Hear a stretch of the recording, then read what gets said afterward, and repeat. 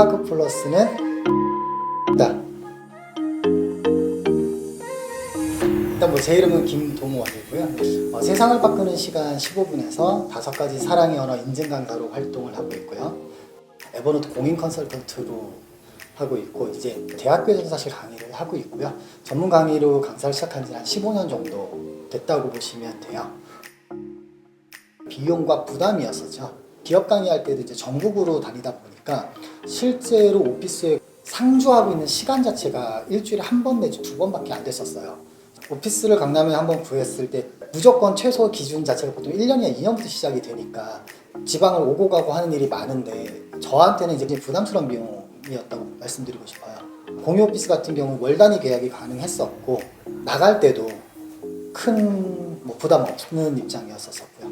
그리고 집기류 같은 경우도 따로 구매할 필요가 없어서 그 부분이 굉장히 메리트가 있었습니다.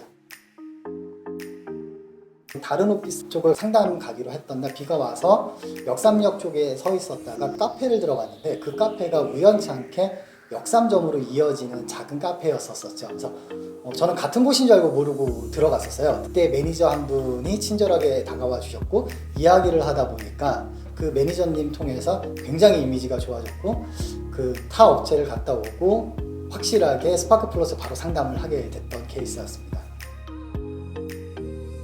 제가 선택한 가장 큰 계기는 매니저님들 때문이었어요.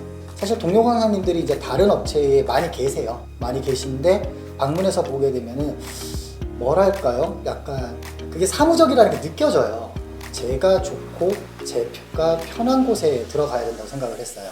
그리고 그때 당시에 좀 장기 계약을 할 생각이었기 때문에 저한테는 타사보다는 이분들하고 함께라면은 있는 동안 굉장히 기분 좋게 있을 수 있겠다라는 생각을 했었습니다. 매니저님도 만족도 굉장히 높아요. 불편함들이나 어떤 요소들이 있을 때 그거를 적극적으로 나서서 해결을 해주세요. 수업이 있는데 제가 키를 놓고 온 거예요. 그때 레온님이 마침 또 그쪽 근처에 계셨어가지고 나와서 업무 시간이 아닌데도 해결을 해주시고 갔어요.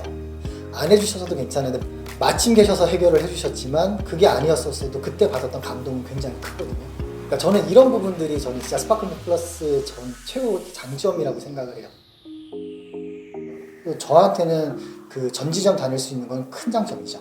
타사 같은 경우에는 그걸 크레딧을 찰지를 하더라고요. 그래서 저 같은 경우는 스파크 플러스 덕분에 미팅 장소가 굉장히 편해요. 보통 제가 이제 미팅 장소가 선릉점뿐만 아니라 삼성역이나 강남 쪽에서 할 때가 많을 경우가 있는데, 그때는 역삼점에서 하게 되면 이제 우스갯소리로 역삼점 8번 출구에서 10초 거리에 있습니다 하고 역삼점 편하게 들어가서 거기서 미팅을 하고 움직이는 경우도 굉장히 많습니다. 지방 갈 땐 서울로 지점을 꼭 갑니다.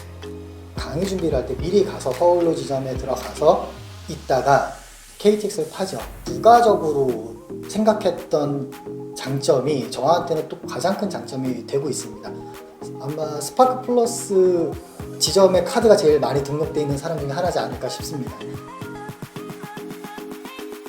만족도가 굉장히 높아요. 택시와 타다의 차이점으로 말씀드릴 수 있을 것 같습니다.